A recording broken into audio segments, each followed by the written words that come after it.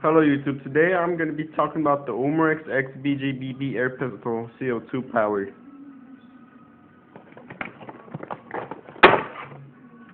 First, when you open the box, you can get the gun out really easy. It's just the packaging is kind of hard, but I see why. This is a very good gun. When you first open it, I have already went and opened it, and you have a few papers. The first one is an advertisement of the speed loader. It's universal. Includes 4 adapters for any BB air pistol they make. On the back is a steel storm. Also, you put this aside. I had read a lot of comments on this gun. It really breaks and it has a warranty on it, but when you call Umarex for the warranty, it says they don't have any replaceable parts for this gun. So I'm just saying, don't buy it. They have this other card. It's another language. I am not able to read it, so it's okay. They have airgun safety rules. This tells you what to do and what not to do. Basically, it comes in 3 languages. Sorry. Like I said, you got Umarex USA. Airgun registration is basically, this is like when you own the gun. When you get it, you should actually fill it out and send it to them, because on the back is your warranty. It's your warranty. It tells you it's in 2 languages, Spanish and English. This is your warranty. And this is your manual. This will tell you how to clean it, what it does, what all the switches are, how to put the CO2 in, how to load it, how to aim it, and any malfunctions that might happen, and how to clean it. This BB air pistol is CO2 powered, and the way you load it is from the back.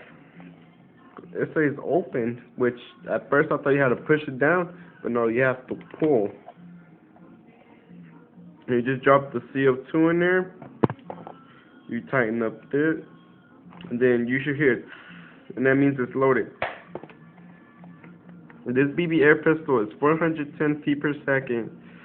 The outside components are all plastic except for the trigger, but the internal components are all metal since it's doing with CO2. One interesting thing I found about this gun is the barrel.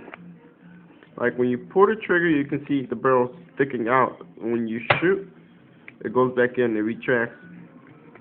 One thing it's okay, it's not really that big of a problem, is the trigger. You have to put it all the way back, and then you have to let it go all the way forward. It was kind of like a hassle to me, but I got used to it, and it's okay now. The sights are pretty good. It's not the world's best accurate gun, but still, it was good for its price. This gun only costs $30. So at your local Walmart, you can buy this. I bought it. Like I said, the caliber is .177. I have bought some copper heads. They are not made out of copper. They're made out of steel. It has a 6,000 quantity, and it was pretty cheap. It was like $10. The CO2 now, I use Crossman, even though I always try to get Gamma, but I couldn't this time. This is a 12-gram CO2 cartridges, and it's pretty useful. With this gun and the CO2, you can get around 100, 180 shots. The maximum I have got, it's 190. But that was like really low pressure, so I didn't shoot. Usually I shoot only like 150 shots, and then I'll use another cartridges, but it's okay for its price. The way you load the mag, it's a drop-free mag, so you just press it and it drops. I had a little problem with my mag because I didn't have CO2 when I first got it, so I kind of played around with the mag. I advise there's a little switch over here that let all the BBs out. I advise you not to press it because it will mess it up. This mag, it locks. You put it down and it locks. This little button at the back that you push down and it goes down. Now, the same problem like I had with this little switch, and you press it down, try to put your finger in the way so you can catch it, and then let it up slowly. Alright, so my problem, if you ever have this problem too, I would say to fix it, I would say get a little paper, make it a little ball, make it and try to roll it into the size of the hole right there, stick it under there,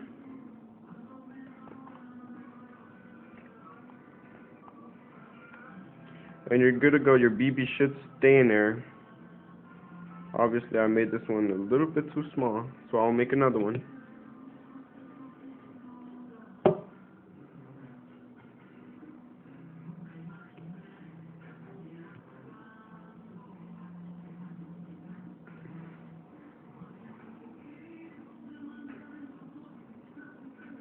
Okay, so now that I got that fixed, as you can see, it's a little white. That's the tissue paper. And the other problem about this bag, the paint will come off from the inside, and this little tip right there, it will come off. I don't mind that as a problem since it's going to be inside the gun most of the time. Now the other thing, when you put in the piece of paper in there, it will not get stuck in your gun. It will come out with it. Or if it doesn't come out with it, all you gotta do is just shake it, and it'll come out. It'll just slide right out. All right. So put it down. Get some copper heads. Like I said, on the box, it do say 19 round mag, but you can actually fit 20. There's been some problems with other companies that use the same mag that say you can only fit 18, but I fit 20, so I find that kind of like a plus.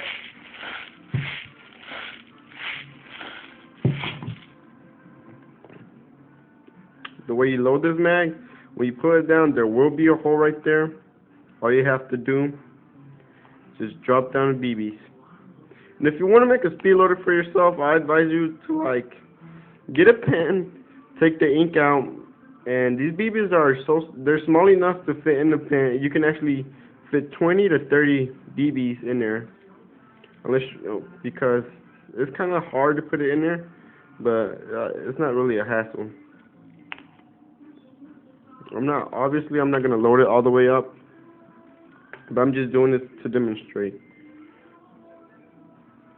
Like I said, when you're letting it go, please put your finger in the way so you won't mess up your thing. As you can see, one BB popped out, but it's nothing serious. Another problem about this gun, but I'm not saying it's that much, is when you shoot it, make sure you shoot all the rounds first, because if you don't, there'll be one BB in there. They'll be hard to get, and the only way you can get it out is to shove your clip all the way up, release it, and the BB will fall right out.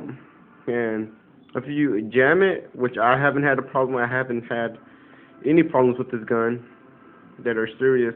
And yeah, the safety switch is on this side. I didn't really know how to work it at first, but all you gotta do is just press down and slide. Right now, it's on fire mode. I don't know if you can see, it's a red mark right there. And then press, slide to the right, and it's on safety, so you can see a white mark. On safety, it won't have light trigger, you won't feel nothing. On fire mode, the trigger will be hard, so it warns you.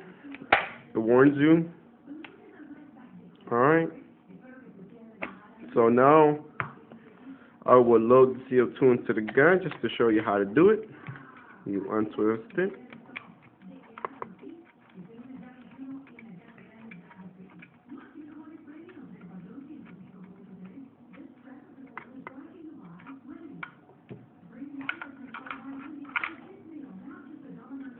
Press it in there. Tight fit.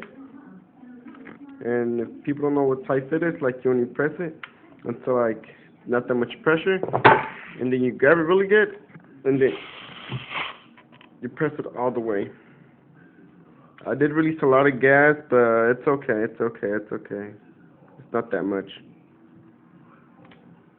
The gun doesn't really do that. It's just me, I didn't press it hard enough. And if you do that, CO2 will stay in there. And I advise you not to touch it because it's going to be really cold. And I don't think you want to have frostbite on your fingers or anything like that. I accidentally dropped the clip just now, and the BBs fell out. So I would load it again with a couple of pellets. And it's good. You just put it in there. I won't put it in there now because I do not want to have any BBs jammed in here. And so we're good. On the next section of this video, I will tell you what it can go through and what it cannot, and how far the BBs can go and how accurate it is. So thank you for watching. Please comment and subscribe, and have a nice day.